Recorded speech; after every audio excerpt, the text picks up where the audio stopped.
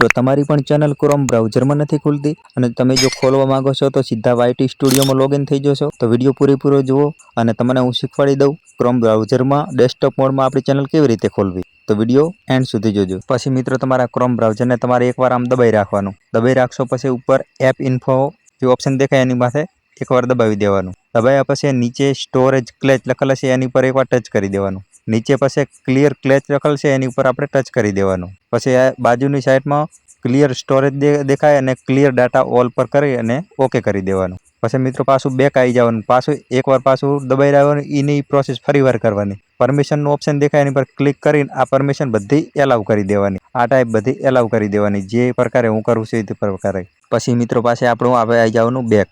પછી મિત્રો આપણું ક્રોમ બ્રાઉઝર આપણે ઓપન કરી લેવાનું અને જીમેલથી લોગિન કરી લેવાનું। પછી મિત્રો આપણે ગૂગલ ક્રોમમાં આપણે લખી દેવાનું studio.youtube.com। આ પ્રકારનું તમારે લખી દેવાનું। ડાયરેક્ટ જે અંદર લખેલ આવે એની ઉપર ક્લિક નહીં કરવાનું, આપણે જાતે જ લખી દેવાનું studio.youtube.com। પછી મિત્રો લખીને આપણે નીચે સર્ચ કરી લેવાનું। સર્ચ કરશો પછી જે આ વેબસાઇટ દેખાય યુટ્યુબ સ્ટુડિયો એની ઉપર આપણે ક્લિક નહીં કરવાનું। ઉપરની સાઈડ જે google.com લખેલ છે એની માથે એકવાર ક્લિક કરવાનું, જે આ હું તમને બતાવું એ પ્રમાણે।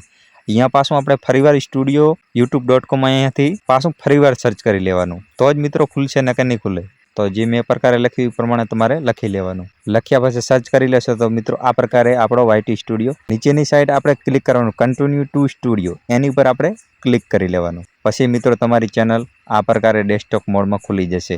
આપણે યુટ્યુબના બધાએ સેટિંગ કરી શકશો। તો વિડીયો ગમ્યો હોય તો લાઇક શેર અને સબસ્ક્રાઈબ કરી લેજો।